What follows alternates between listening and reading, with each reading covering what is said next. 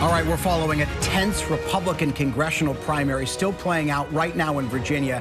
It is too close to call at this hour. Congressman Bob Good, the chair of the ultra-conservative House Freedom Caucus, is hoping to fend off a challenge from Trump-backed candidate John Mcguire. This is a race that's considered to test the power of a Trump endorsement and also the power of the ire of Kevin McCarthy, who Bob Good helped vote out of his speakership and has endorsed Mcguire as well. Congressman Good posting on X this morning, quote, "Everyone should want a fair and accurate count of every legal vote that reflects the intent of the legitimate participating voters of the 5th District." He goes on to say, "We are fighting to ensure that is true." To break down the tensions in this race, I want to turn to Reese Gorman, who covers Capitol Hill along with me. That is my day job up there on the Hill. You also work for Notice, which is a nonprofit newsroom. You were very well known on Capitol Hill. You've covered this race extensively. You were actually there in the district on election night, too.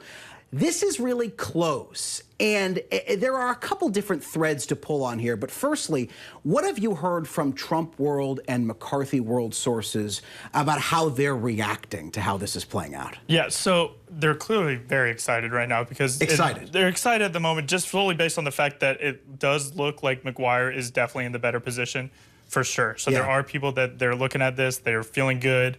Obviously, they were wanting kind of more of a little bit of a blowout than what they're seeing. But at the end of the day, I mean, you're still trying to take down an incumbent, and not just any incumbent. You're trying to take down the leader of the Freedom Caucus.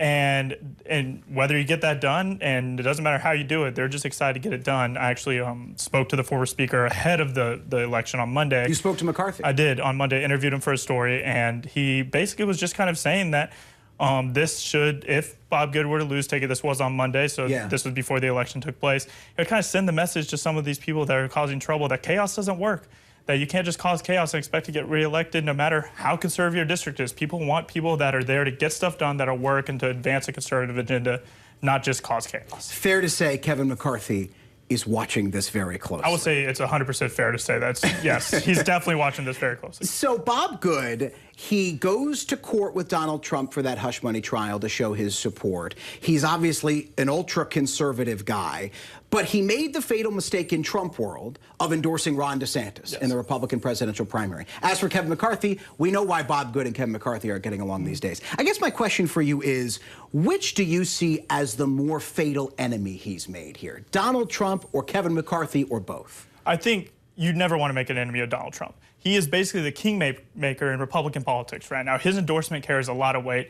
As we're seeing, Kevin McCarthy clearly has a political acumen. He has the money behind him that he can kind of work and play in these races. At the end of the day, I mean, Trump is the most powerful Republican right now. And if you get on his bad side, we've seen what can happen, as is the case with Bob Good. Bob Good is still, has the kind of the same conservative record as a John Mcguire. They'd likely vote the exact same.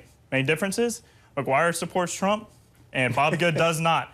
And so I think that is something that you're really looking at there is Trump. You don't want to get on his bad side. Who'd have thought we'd be talking about a Republican primary in Virginia being this close? They're only 300 votes apart. They are still counting votes as we sit here right now. Reese Gorman, thank you so much for your time, sir. Thanks for having me on.